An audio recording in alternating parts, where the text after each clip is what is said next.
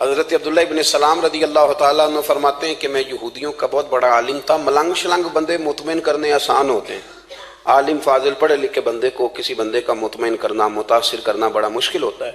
آپ فرماتے ہیں میں نبی کریم علیہ السلام کی بارگاہ میں پہلے دن گیا میں بحث کے ارادے سے، مناظرے کے ارادے سے، چونکہ یہودیوں کا عالم تھا. حضور اونٹنی پر تشریف فرما تھے. او یارو، محنت کر کے جو میک اپ کر کے چہرہ بنایا جاتا ہے اس کے اندر حسن تو کئی دفعہ ہوتا ہے پر جاذبیت نہیں ہوتی. لیکن جس بابے نے کبھی میک اپ نہ کیا ہو لیکن وضو ذرا طریقے سے کرے روز، تو رنگ گورا نہ بھی ہو تو لوگ کئی دفعہ یہ نہیں کہتے رنگ گورا ہے، بلکہ لوگ کہتے ہیں چہرہ نورانی ہے. اب میں اس پر میں کچھ کلام کر سکتا ہوں کہ گورے اور نورانی چہرے میں بھی فرق ہوتا ہے. کچھ چہرے گورے ہوتے ہیں پر نورانی نہیں ہوتے، کچھ گورے نہیں ہوتے پر نورانی بڑے ہوتے، یہ الگ عنوان ہے. تو حضرت عبداللہ ابن سلام رضی اللہ تعالیٰ عنہ فرمانے لگے جب میں گیا تو حضور اونٹنی پر تشریف فرما تھے، کہتے ہیں سادہ وضو، اور میں دیکھ رہا تھا کہ داڑھی مبارک میں کنگھی بھی نہیں ہوئی تھی. سرکار نے سر پہ سادہ سا امامہ باندھا تھا. حضور اونٹنی پر بیٹھے تھے اور جس اونٹنی پر تشریف فرما تھے اس پہ کجاوا بھی کوئی نہیں تھا. لیکن کہتے دو جملے حضور کی زبان سے نکلے، دو جملے، اور میں ان جملوں کا قیدی ہو گیا. میرے محبوب نے فرمایا جو چاہتا ہے کہ اس کی عمر بھی زیادہ ہو، رزق میں بھی برکت ہو. آپ بھی چاہتے ہیں نا عمر بھی زیادہ ہو، رزق میں بھی برکت ہو، تو حضور فرمانے لگے اس کے لیے کرنے کا کام یہ ہے کہ اگر وہ چاہتا ہے عمر زیادہ ہو، رزق میں برکت ہو، تو اپنے رشتہ داروں کے ساتھ اچھا سلوک کرے.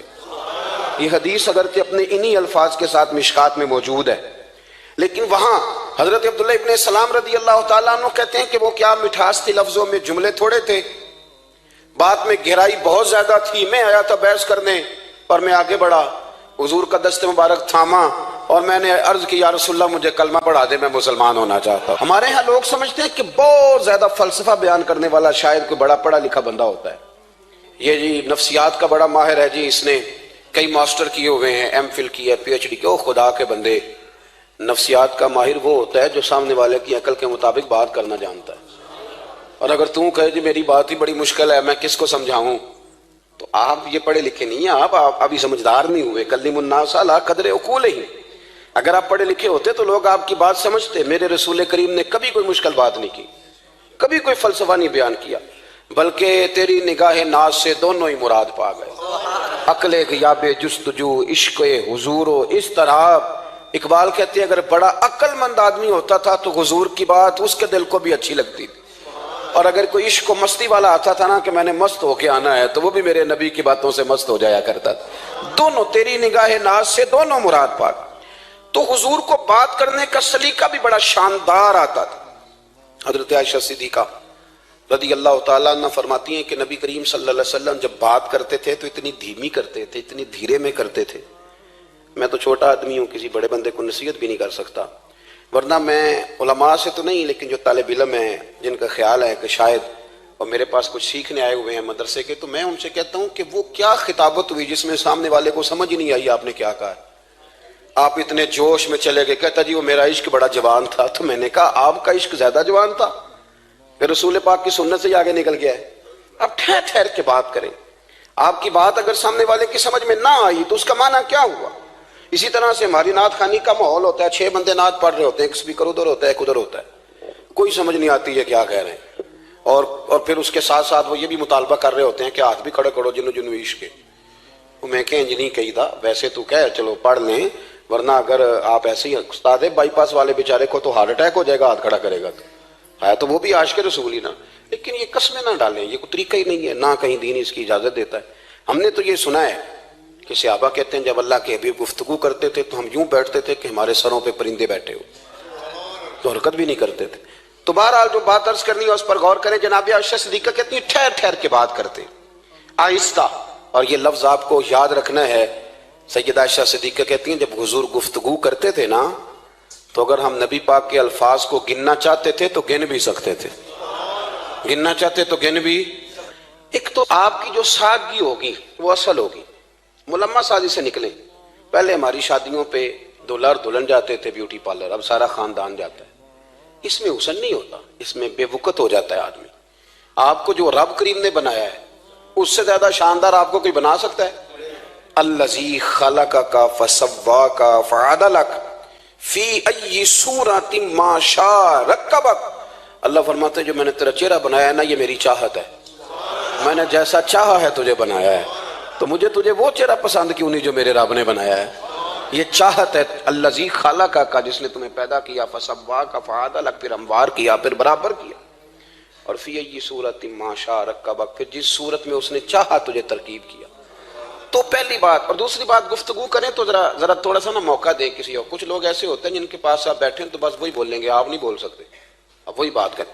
گفتگو کریں، معنی خیز کریں، اتنی باتیں نہ کریں کہ پھر آپ رہ جائیں، کم بات کریں، اور جتنی کریں وہ وزنی کریں تاکہ آپ کی بات کا ایک خاص حجم ہو، ایک وقار ہو۔ اللہ کے محبوب بات کرتے تو اس بات کے اندر وزن ہوتا، وقار ہوتا۔ ہمارے صاحب رحمۃ اللہ علیہ ہمیں اکثر حکم دیتے تھے تقریر تھوڑی کرنا، نعت کے 2-3 شعر پڑھنا۔ تو میں نے ایک دن عرض کی حضور کیوں؟ فرمانے لگے اللہ رسول کی بات کو بے وقت نہ کر دینا کہ لوگ سننا نہ چاہیں اور تم جبرن سناؤ۔ فرمایا رنگ اس طرح کا ہونا چاہیے کہ لوگوں میں دلچسپی ابھی ہو اور بات ختم ہو جائے، اس کو بے وقت کر دینا ہے کہ زبردستی آپ۔ تو اچھی گفتگو کریں، معنی خیز سنیں۔ ایک حدیث پاک حضرت ابو بردہ رضی اللہ تعالیٰ ایک صحابی ہیں، البدایہ والنہایہ میں روایت آپ کو ملے گی۔ وہ کہتا ہے میرا اپنی بیوی سے اختلاف ہو گیا۔ بیوی سے جب بندہ راضی ہوتا ہے تو بڑا ہی راضی ہوتا ہے، پھر وہ کہتا ہے کہ جیسی میری ہے ویسی کسی کی بھی نہیں، اور جب ہوتا ہے نا ناراض تو پھر وہ منگنی سے کہانی شروع کرتا ہے کہ جب میری منگنی ہوئی تھی تو تیرے چاچے نے مجھے گورا تھا، اور پھر وہ دن جب رکھے تھے اس دن جو کام ہوا تھا اس کا بھی ذکر۔ اب اختلاف جو ہو گیا، اور جب آپ کسی سے ناراض ہوتے ہیں پھر اس کی خامیاں ساری سامنے آ جاتی ہیں۔ پھر وہ کہتا ہے شادی والے دن تیرے ابے نے صحیح سلوک نہیں کیا، یہ جو مجھے کپڑے دیے تھے جو کو پہننے والے تو نہیں نا، تو میری اماں۔ اب اختلاف ہو گیا، اب ہم کیا کرتے ہیں؟ جو قریب والے لوگ ہوتے ہیں وہ اس پر تھوڑا تیل اور ڈالتے ہیں، وہ کہتے ہیں نہیں تینوں تو پتہ ہی نہیں، مجھے تین بڑیاں گلاں دا پتہ ہی نہیں، تو تے شادی تو 15 دن بعد سعودی عرب ٹر گیا ساڑھے کو سن کہانیاں، ہم تمہیں بتاتے ہیں تاکہ تباہی اور اترے۔ اس طرح نہ کریں، آپ ایک آدھ بات کہہ کے چلے جاتے ہیں، ان بیچاروں نے اکٹھے رہنا ہوتا ہے، ان کی زندگی دوزخ بنی رہتی ہے، ان کو قریب کریں۔ اللہ کے رسول تو کسی کا نکاح کرتے تھے تو میاں بیوی کے درمیان محبت کی دعا فرماتے تھے۔ تو وہ صحابی آئے تو اپنی بیوی سے ناراض تھے، تو انہوں نے اب بات شروع کر دی، کہنے لگے یہ بھی کرتی ہے، یہ بھی کرتی ہے، یہ بھی کرتی ہے، یہ بھی غلطی ہے، یہ بھی غلطی ہے، یہ بھی کوتاہی ہے، بڑی باتیں سنائیں۔ اللہ نے کان کتنے دیے اور زبان، اس کا مطلب ہے سنگل بولنا چاہیے اور ڈبل سننا چاہیے۔ اب جتنا بولتے ہیں اس سے ڈبل سننے کا مزاج بنائیں، کیونکہ کان اللہ نے 2 دی اور زبان سنگل بولیں اور ڈبل سنیں۔ حضور سنتے رہے، بلکہ حضرت ابو بردہ رضی اللہ تعالیٰ عنہ کہتے ہیں میرے محبوب نے نا تکیہ منگا لیا، ٹیک لگا لی۔ کئی لوگ کہتے ہیں نا جی ڈاکٹر نے میری بات تو پوری سنی کوئی نہیں، تو جب تک پوری سنی نہ جائے بعض بندوں کو تسلی نہیں ہوتی، پورا وقت دیا۔ وہ کہتے ہیں جتنا میرے اندر غبار تھا سارا میں نے نکالا، اور میں نے ثابت کر دیا کہ میری بیوی میں یہ بھی کمزوری ہے، یہ بھی کمزوری ہے، یہ بھی کمزوری ہے۔ کہتے ہیں جب میں تھک گیا نا باتیں کر کر کے اور باتیں ختم ہو گئیں تو حضور ہلکا سا مسکرائے، پھر پہلی نظر ہی لوٹ لے ماہی تیرے ہار شنگاراں۔ کہتے ہیں حضور ہلکا سا مسکرائے زیر لب اور فرمانے لگے کہ تیری بات ختم ہو گئی ہے تو ایک میں بھی کر لوں۔ تو نبی کریم صلی اللہ تعالیٰ علیہ وسلم فرمانے لگے صرف ایک بات کا جواب دے، صرف ایک، تیرے آگے ہیں یوں دبے لچے فصحا عرب کے بڑے بڑے، کوئی جانے منہ میں زبان نہیں بلکہ جسم میں جان نہیں۔ حضور فرمانے لگے یہ بتا کہ تیری بیوی میں ساریاں خامیاں ہی ہیں کہ کوئی خوبی بھی ہے؟ بھائی اتنا جواب دے دے، زیادہ لمبی چوڑی بات نہیں۔ تیری بیوی میں ساریاں خامیاں ہیں۔ اللہ جو بندے بناتا ہے نا تو ایسا کوئی بندہ رب کریم نے نہیں بنایا جس کے اندر اللہ نے کوئی خوبی نہ رکھی ہو۔ یہ الگ بات ہے کہ ہماری اپنی اینک پر مٹی پڑی ہوتی ہے اور ہم سامنے والے کا چہرہ صاف کرتے رہتے ہیں، اپنی اینک نہیں صاف کرتے۔ تو حضرت ابو بردہ رضی اللہ تعالیٰ عنہ فرماتے ہیں جب سرکار نے اس شخص سے یہ بات کہی نا کہ کوئی خوبی بھی ہے تیری بیوی میں، تو کہتے ہیں وہ شخص کہتا ہے میری نا بالکل ایک جملے نے سوچ ہی بدل دی ساری۔ یوں سمجھ لے کہ میں اس روڈ پہ چل رہا تھا، میرے نبی پاک نے مجھے اس والے رستے پہ ڈال دیا، بالکل ساری سوچ، یعنی ایک ہی جملہ لیکن ہر چیز بدل دی سرکار نے۔ حضور فرمانے لگے کوئی خوبی بھی ہے؟ کہتے میں تھوڑی دیر چپ رہا، عرض کی یا رسول اللہ صلی اللہ علیہ وسلم آپ حکم کریں۔ تو حضور فرمانے لگے اپنی بیوی سے کبھی بغض نہ رکھو، اگر تمہیں اس کی خامیاں نظر آئیں تو اس بات پر توجہ کرو جو اس کے اندر خوبی ہو۔ کہتے ہیں میں نے اٹھ کے عرض کی یا رسول اللہ میری بیوی پردے کی بڑی پابند ہے، میری خوابگاہ میں کوئی دوسرا شخص کبھی پیر بھی نہیں رکھ سکتا۔ تو تو فرمایا جا پھر گھر جا کے بسا، جو سب سے اعلیٰ خوبی تھی وہ تو اللہ نے تیری بیوی کو عطا کی ہوئی ہے، گھر بسا۔ تو ایک تو سرکار کی ظاہری جو اللہ نے آپ کو حسن و جمال دیا تھا وہ بے مثل تھا، گفتگو کا جو ڈھب اور سلیقہ دیا تھا وہ بے مثل اور بے مثال تھا، اور پھر جو حضور کی ادائیں تھی نا، کانا خلقہ القرآن، حضرت عائشہ صدیقہ کہتی ہیں میرے محبوب کے اخلاق دیکھنے ہو تو قرآن پڑھو، جن اخلاق کا قرآن درس دیتا ہے وہ عملی طور پر سارے مدینے والے محبوب میں پائے جاتے تھے۔ جو سب سے بہترین عادت تھی نا، بہترین ترین عادت، وہ اللہ نے میرے رسول کریم کو عطا فرمائی۔ ہمارا نا اب ایک مزاج بن گیا ہے، ہمارے بعض لوگ بڑے فخر سے بتاتے ہیں کہ جی مسواک سنت ہے، اب تو سائنس بھی مان گئی ہے کہ مسواک کریں گے تو آپ کے وجود کے اندر جو منہ میں فالتو مادے ہوں گے جراثیم وہ مر جائیں گے، اب سائنس بھی مان گئی ہے۔ مجھے کبھی کبھی اس لفظ سے بڑی تکلیف ہوتی ہے، میں کہتا ہوں کہ سائنس اگر نہ مانے تو ہمیں کوئی اس پہ فرق پڑتا ہے؟ نہ مانے سائنس، ہمیں کیا لینا دینا سائنس سے؟ سائنس تو کبھی کچھ کہتی ہے پھر کبھی کچھ اور کہنے لگ جاتی، سائنس کا کیا ہے؟ سائنس کو منوانا ہماری ڈیوٹی۔ اس طرح کا دین نہ بناؤ کہ معاذ اللہ دین کو سائنس کا غلام کر دو۔ سائنس کل بھی رسول اللہ کی غلام تھی، آج بھی میرے نبی پاک کی غلام ہے۔ تو حضور کی جتنی ادائیں ہیں، جتنی، ایک کدو شریف ہے، حضور نے کدو استعمال فرمایا ہے۔ آپ چلے جائیں کسی بھی جگہ پہ، جس بندے کو بہت زیادہ بلڈ پریشر کا مسئلہ ہونا تو اب اس کو ڈاکٹر کہتے ہیں کہ کدو ملے تو اس کو استعمال کراؤ۔ تیزابیت حد درجے اختیار کر جائے اور اندر کا نظام سارا درم برم ہو جائے تو اس کو کدو استعمال کراؤ، اور آپ اس کی خاصیت دیکھ لیں۔ تمام سبزیوں میں سے تحقیق بھی سب سے زیادہ اسی پہ ہوتی ہے۔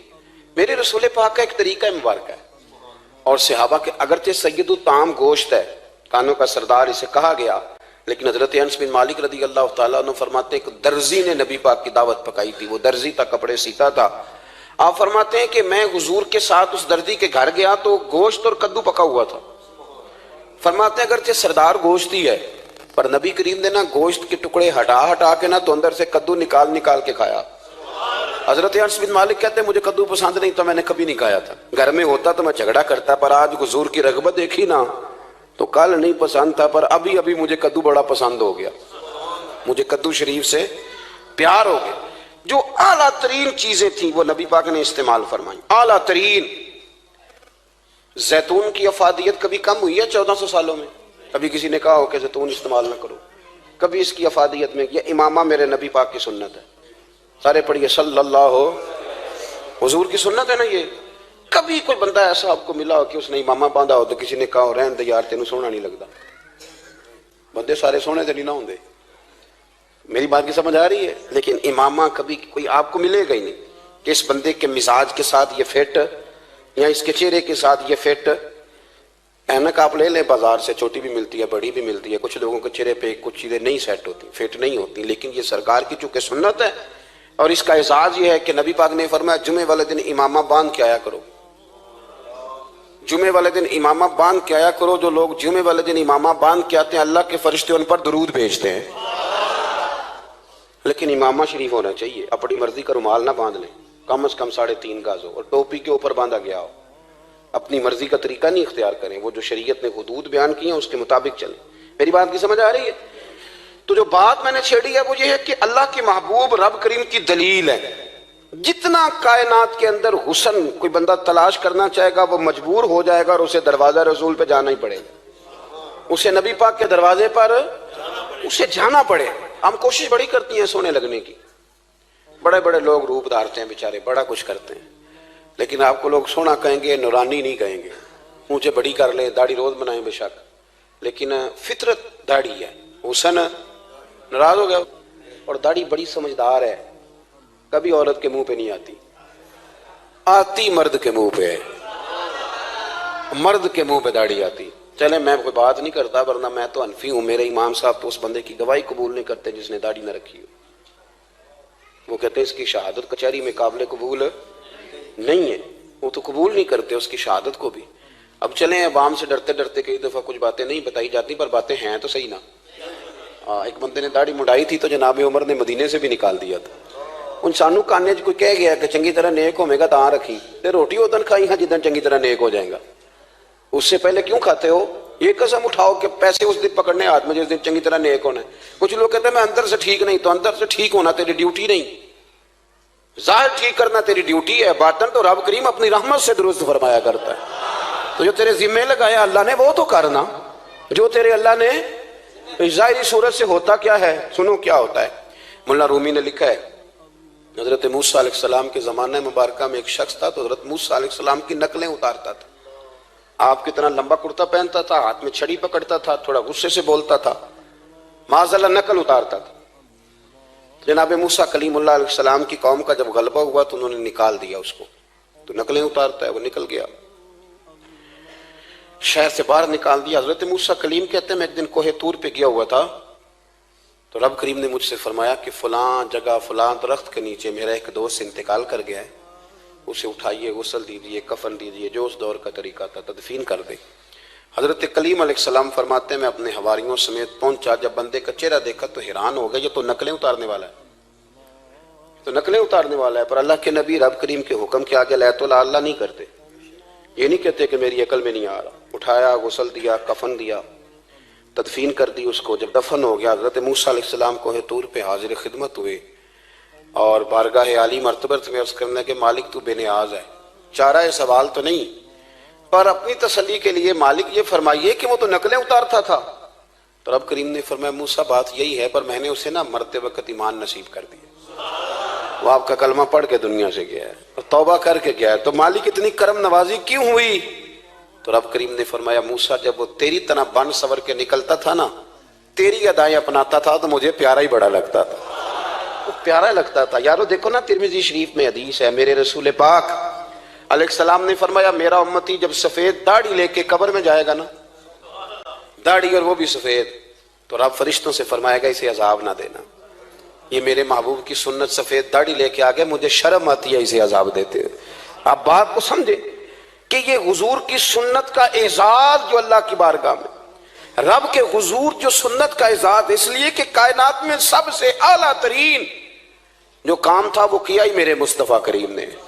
اعلیٰ ترین عمل نبی پاک, اعلیٰ ترین, اور طریقہ مبارکہ میں حسن اور جاذبیت. اور آپ اندازہ کر لیں ہم لوگ پٹری سے اتر جاتے ہیں, مرضی کرتے ہیں, ہمارا مزاج ہے جتنا مرضی کو کہے کہ الکوہل والی خوشبو استعمال نہ کریں, اور ہم کوئی نہ کوئی دلیل نکال کے لے ہی آتے ہیں, لیکن خوشبو اس دور میں بھی اتنی بکتی ہے جس کی حد نہیں, اور لوگ اپنی اپنی ضرورت کے لیے اس کو استعمال ہے. ان 1400 سالوں میں 1450 سالوں میں ایک دفعہ بھی ایسا نہیں ہوا کہ یہ کاروبار کہیں ٹھنڈا ہوا ہو. حرم شریف اللہ آپ کو لے جائے تو مسجد نبی میں سونے کی دکان کے ساتھ خوشبو والی دکان ہوتی, یعنی اتنا مہنگا کاروبار ہے کہ جتنا کرایہ سونے کی دکان والا دے رہا ہے اتنا ہی خوشبو کی دکان والا دے رہا ہے, اتنا مہنگا یہ کاروبار ہے. ایک دن بھی اس کام کی اہمیت کم نہیں ہوئی. اور رسول کریم نے کیا فرمایا, صحابہ کہتے ہیں 3 چیزوں سے کبھی منع نہیں کرتے تھے. کوئی تکیہ دیتا تھا تو قبول کرتے تھے, کوئی بندہ اگر حضور کو دودھ پیش کرتا تھا تو نبی پاک قبول کرتے تھے, اور اگر کوئی شخص حضور کو خوشبو دیتا نا تو حضور جلدی قبول فرماتے تھے. یہ مزاج تھا. تو جو اعلیٰ ترین چیزیں تھیں ان کو میرے رسول کریم صلی اللہ علیہ وسلم نے کیا, ہمیں کر کے دکھایا. ہمارا ظاہری حلیہ, آج بھی اہل عرب لمبا کرتا پہنتے ہیں, آپ لمبا کرتا پہننے حیا کے زیادہ قریب ہے. کھلا لباس حضور پسند کرتے تھے, یہ شرم و حیا کے زیادہ قریب ہے, اس کے اندر انسان کا پردہ زیادہ ہے. وہ ساری اعلیٰ قسم کی صفات جن سے ایک آدمی متصف ہو سکتا ہے اور اپنے آپ کو سجا سکتا ہے, اپنے معاملات کو ٹھیک کر سکتا ہے, وہ ساری رسول پاک نے ہمیں عطا فرمائی. ایک حضور کا طریقہ مبارکہ تھا کہ سامنے والے جتنے لوگ حضور کے دائیں بائیں رہتے تھے ان کا خیال کرتے تھے. ہم تو خیال رکھواتے ہیں نا اپنا کہ سارے مل کے میرا خیال, میری عزت نہیں کرتا تو میری, تو میں کہتا ہوں کہ یہ تو یہاں اپنی عزت کی بھیک مانگی ہے یا اپنے لڑائی کر کے عزت لی ہے. ایسا نہ کریں, آپ عزت دینی شروع کر دیں, اللہ آپ کو سکون عطا کر دے. آپ احساس کریں دوسروں کا. حضور نہ شدت کے ساتھ, یہ اعلیٰ سنت ہے میرے نبی پاک کی صلی اللہ ہو, سارے پڑھیے درود شریف صلی اللہ ہو, یہ اعلیٰ سنت ہے. آپ دیکھیں نا بخاری مسلم میں موجود ہے, حضور فرماتے ہیں میرا دل چاہتا ہے میں لمبی نماز پڑھاؤں, لمبی نماز پڑھاؤں, دل میرا چاہتا ہے. لیکن فرمایا جب میں دیکھتا ہوں نا کہ پیچھے بچے بھی کھڑے ہیں, بوڑھے بھی کھڑے ہیں, بیمار بھی کھڑے ہیں, تو گویا حضور فرمانے لگے میں بندوں کا احساس کر کے رب کی نماز چھوٹی کر دیتا ہوں. میں مختصر پڑھاتا ہوں. اور مسند امام احمد بن حنبل میں حدیث کے لفظ ہیں کہ اگر کوئی نبی پاک کا انتظار کر رہا ہوتا تھا تو نماز مختصر پڑھتے تھے اور اس کو فارغ کر کے بھی لمبی نماز پڑھتے. ایسا نہیں کہ اب آئے ہیں 4-5 لوگ تو ان کو پتہ چل جائے کہ حضرت جی بڑی تگڑی نماز پڑھتے ہیں, بڑے صوفی صافی آدمی, یہ نہیں. بلکہ مسند امام احمد بن حنبل میں تو وہ خوبصورت حدیث موجود ہے. سیدنا بلال حبشی رضی اللہ تعالیٰ عنہ فرماتے ہیں کہ میں نے عصر کی نماز کے لیے اقامت پڑھ دی تھی, حضور مصلی امامت پر تشریف لے گئے, ایک یہودی کا غلام آیا اور اس نے آ کے عرض کی یا رسول اللہ میں بڑی مشکل میں ہوں, اگر آپ چلیں تو میرا مسئلہ حل ہو سکتا ہے, میرا مسئلہ حل ہو جائے گا. تو حضور کے احساس کی شدت کا یہ حال تھا کہ نبی کریم نے نمازیوں سے فرمایا تم بیٹھ جاؤ, میں پہلے اس کا کام کر کے آتا ہوں. خدا کے بندے تو ہیں ہزاروں, بنوں میں پھرتے ہیں مارے مارے, میں اس کا بندہ بنوں گا جس کو خدا کے بندوں سے پیار. احساس کی شدت یہ حضور کی سنت ہے, اور بہت زیادہ خیال رکھنا دوسرے کا, یہ میرے نبی پاک کا طریقہ ہے. دوسروں کو سوچنا, دوسروں کے لیے بات کرنا, دوسروں کے لیے دعائیں کرنا, ان کے احساسات کا خیال رکھنا. سیدہ طیبہ طاہرہ حضرت عائشہ صدیقہ رضی اللہ تعالیٰ عنہ فرماتی ایک دن سرکار مجھ سے فرمانے لگے عائشہ جب تم مجھ سے ناراض ہوتی ہو تب بھی مجھے پتہ چل جاتا ہے, جب راضی ہوتی ہو تب بھی پتہ چل جاتا ہے. یہ ہمارا یہ مزاج نہیں ہوتا گھر کے اندر بھی. ہم گھر کے اندر بھی نواب صاحب ہی ہوتے ہیں, یعنی گھر جا کے کہانیاں سناتے ہیں, کہتے ہیں تمہیں پتہ میں کڈا اوکھا ہوں, کمائی کیڈی مشکل ہے, پیچھے پیچھے ہٹ جاؤ سارے, میں فتح کر کے آؤں, ابھی کیٹو سر کر کے آیا ہوں. ایک بچہ پانی لے کھڑا ہو جائے, دوسرا دودھ کا گلاس لائے, بیگم صاحبہ فٹافٹ آئیے, ایسے نہیں کریں. میرے رسول پاک علیہ السلام کی پیاری زوجہ کہتی ہیں حضور گھر آئے, کھانا مانگا, میں نے عرض کی حضور میرے سر میں درد ہے, تو پڑھو نا ابن اسحاق کو. محبوب فرمانے لگے لا میں تجھے آٹا گوندھ دیتا ہوں, تو مجھے روٹی پکا دے. یہ بھی سنت ہے نبی پاک کی. ہوں چپ کر گئے ہو, یہ بھی حضور کی سنت ہے, یہ بھی سرکار کا طریقہ ہے. کبھی کبھی گھر میں جھاڑو دینا یہ بھی نبی پاک کا. حضور کام میں ہاتھ بٹاتے تھے نا ازواج کا, یہ والی سنت کس دن ادا کرنی. ایک دن میں نے جمعے میں یہ بات کی تو ایک بچہ مجھے کہنے لگا حضرت صاحب یہ سنت ادا سے کر لیجیے, پر ساڑھے ابے نے بھی تو سمجھاؤ نا. ہنسنا نہیں جی مسجد میں اونچا. کہنے لگے وہ بیگم صاحبہ ایک دن بیمار تھیں اور سخت بیمار تھی, تو میں نے چائے کا کپ بنا دیا, علامہ بیچاری مجھے روز بنا کے دیتی ہے, تو میں نے بنا دیا تو ابا جی کہنے پتر رائے دیا آتا نہ خراب کر لیں. تو اب آپ تو سنت کچھ اور بیان کر رہے ہیں. میں کہ تسی شروع کرو نا تاکہ تواڈے بچے تو نہ یہ سوال کرن یہ راج تسی کر رہے ہو. تو اس میں بھی کوئی حکمت ہوگی. بزرگ اگر کوئی بات کرتے ہیں تو وہ بھی کوئی اتنی بری نہیں ہوتی, اس کے اندر بھی کوئی نہ کوئی حکمت ہوتی ہے. لیکن اپنے گھروں کے ماحول میں خوبصورتی لائیں, یہ سٹیٹس نہیں اہل اسلام کا. بات سمیٹنے کی طرف آ رہا ہوں. حضرت عائشہ صدیقہ رضی اللہ تعالیٰ عنہ فرماتی ہیں حضور فرمانے لگے کہ جب تم راضی ہوتی ہو تب بھی مجھے پتہ چل جاتا ہے, اور جب ناراض ہوتی ہو تب بھی. تو میں نے کہا یا رسول اللہ صلی اللہ علیہ وسلم وہ کس طرح؟ آنکھیں میں نے کھول لی, حضور کس طرح؟ تو دیکھو نبی پاک سامنے والے کے جملوں کا بھی احساس کرتے, خیال کرتے کہ سامنے والا کہاں سے بات کر رہا ہے. اللہ کے محبوب فرمانے لگے تمہیں اگر کبھی قسم کھانی ہو نا, تمہارا مزاج ہے قسم کھانی پڑے اور تم مجھ سے ناراض ہو تو پھر تم کہتی ہو مجھے ابراہیم کے رب کی قسم, اور جب تم راضی ہو اور قسم کھانی پڑے تو کہتی ہو مجھے محمد مصطفیٰ کے رب کی قسم. تو جناب عائشہ کہتی ہیں میں زبان سے ہنس رہی تھی اور آنکھیں میری آنسو برسا رہی. میں نے کہا محبوبہ اتنا خیال کرتے, یہاں تک آپ کو احساس, یہاں تک پتہ ہوتا ہے, یہاں تک. میرے رسول کریم علیہ السلام لوگوں کا احساس کرتے, خیال کرتے, شوق پیدا کرتے, وارفتگی ہوتی. کئی دفعہ حضور فرض نماز پڑھ کے گھر چلے جاتے, تھوڑی دیر کے بعد آتے مسجد میں نماز پڑھ لیتے. کئی دفعہ قاضی اعجاز مالکی رحمۃ اللہ علیہ اس کو لکھنے کے بعد اس کی شرح میں فرماتے ہیں اصل بات یہ تھی کہ حضور جب تک مسجد میں رہتے تھے صحابہ ادباً بیٹھے رہتے تھے, تو حضور فرماتے ہیں میں جاؤں گا نہیں تو یہ بھی نہیں جائیں گے. تو سرکار گھر تشریف لے جاتے تاکہ لوگ اپنے اپنے کام میں لگ جائیں, اور پھر حضور واپس آ جاتے. ایک تو اپنی ظاہری وضاقت میں سادگی لائیں. ہماری بہت ساری مشکلات کی اصل وجہ یہ ہے کہ تکلف بڑا بڑھ گیا, بڑا تکلف بڑھ گیا. ہم کوشش کرتے ہیں دوسروں کے برابر جانے کی, ہمیں کیا ضرورت پڑی ہے دنیا سے مقابلہ کرنے کی. ہم نے تو اللہ رسول کی رضا کے اندر رہنا ہے, اور دنیا میں سب سے بہترین شخص وہ ہے جس کے پاس مال تو ہے پر لالچ کوئی نہیں. اپنے آپ کو پیچھے لائیں. دوسری بات یہ کہ اپنی گفتگو بڑی صاف ستھری کریں, سادی کریں, اس کے اندر کوئی تکلف نہ برپا کریں, بات سامنے والے کی عقل کے مطابق کریں. اور تیسری بات یہ کہ اپنی عادات میں, اٹھنے بیٹھنے میں, چلنے پھرنے میں اپنا تھوڑا سا خیال کریں. اور ایک بات اور آپ کو عرض کروں, یہ آپ کو زیادہ دیر محنت نہیں کرنی پڑے گی.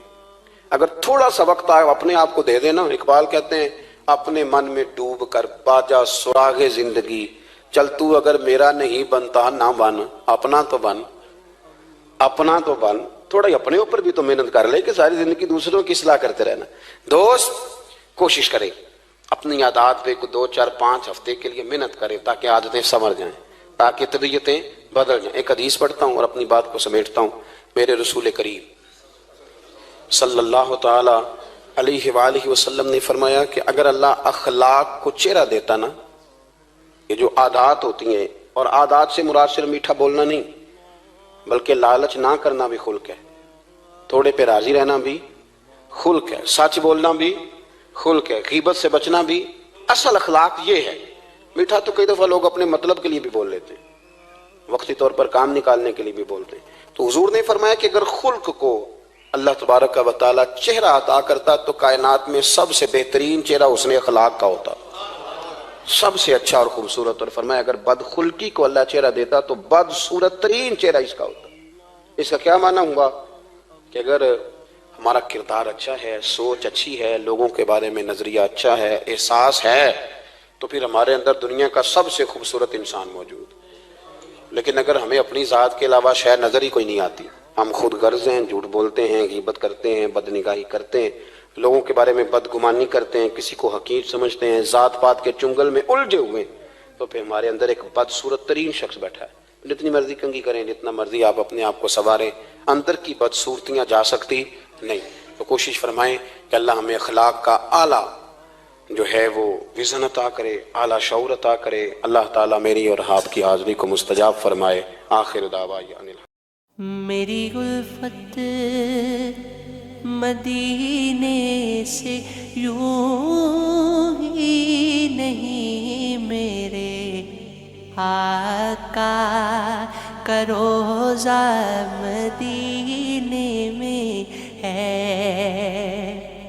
میں مدینے کی جانب نہ کیسے کھنچوں، میرا دین اور دنیا مدینے میں ہے۔